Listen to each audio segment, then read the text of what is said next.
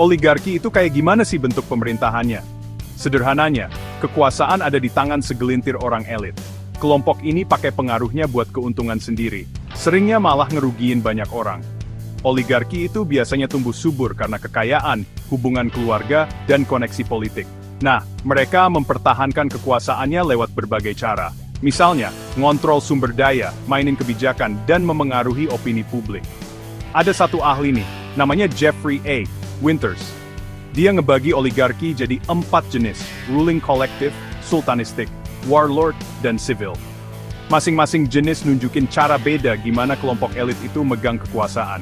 Kategori-kategori ini bantu kita ngerti gimana rumitnya pemerintahan oligarki. Memahami jenis-jenis ini penting banget buat menganalisis gimana oligarki bekerja dalam konteks tertentu. Dengan mengenali ciri-ciri oligarki, kita bisa mulai mengidentifikasi keberadaannya di berbagai masyarakat. Mengenali tendensi oligarki adalah tips pertama untuk mengatasi dampak negatifnya. Sejarah Indonesia itu nggak bisa dipisahkan dari pemerintahan oligarki. Zaman Orde Baru, di bawah pemerintahan Pak Soeharto, kekuasaan segelintir orang makin kuat. Di masa ini, kita lihat munculnya kroni kapitalisme dan penindasan perbedaan pendapat. Meskipun jatuhnya Pak Soeharto bawa harapan reformasi demokrasi, pengaruh oligarki tetap berlanjut. Era reformasi memang mengubah dinamika kekuasaan.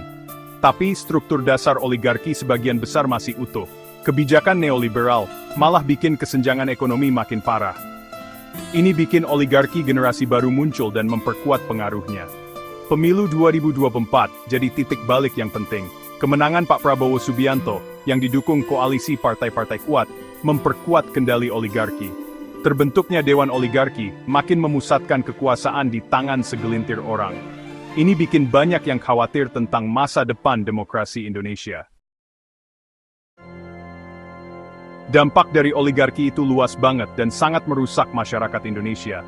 Kesenjangan ekonomi makin tinggi, segelintir elit ngontrol sebagian besar kekayaan. Kesenjangan ini picu ketidakadilan sosial, karena kesempatan tetap terbatas bagi mayoritas. Kontrol oligarki juga ngerusak keberlanjutan lingkungan. Kejar keuntungan seringkali mengesampingkan masalah lingkungan, menyebabkan penggundulan hutan, polusi, dan perubahan iklim. Sikap nggak peduli terhadap lingkungan ini ngancam kesejahteraan generasi sekarang dan yang akan datang. Lebih jauh lagi, oligarki mengikis kepercayaan publik terhadap lembaga-lembaga. Korupsi merajalela ketika kekuasaan terpusat, dan mekanisme pertanggungjawaban lemah. Kurangnya transparansi ini menimbulkan rasa sinis dan apatis di kalangan warga, menghambat kemajuan demokrasi. Ngatasi masalah oligarki yang udah mengakar di Indonesia, butuh pendekatan banyak sisi. Transparansi dalam pemerintahan itu penting banget. Ini termasuk mempublikasikan transaksi keuangan, memperkuat lembaga anti korupsi, dan memastikan media yang bebas dan independen. Memberdayakan warga negara melalui partisipasi aktif dalam proses pengambilan keputusan juga penting. Ini bisa dicapai dengan meningkatkan pendidikan kewarganegaraan, mendorong diskusi publik, dan melindungi kebebasan berekspresi. Meningkatkan layanan publik, terutama di bidang pendidikan dan kesehatan, penting untuk menciptakan masyarakat yang lebih adil. Investasi dalam sumber daya manusia, memberdayakan individu, dan mengurangi ketergantungan mereka pada perlindungan elit. Pada akhirnya, melawan oligarki butuh upaya bersama dari semua lapisan masyarakat. Masyarakat sipil yang kuat, media yang waspada, dan warga negara yang terlibat sangat penting untuk meminta pertanggungjawaban kekuasaan.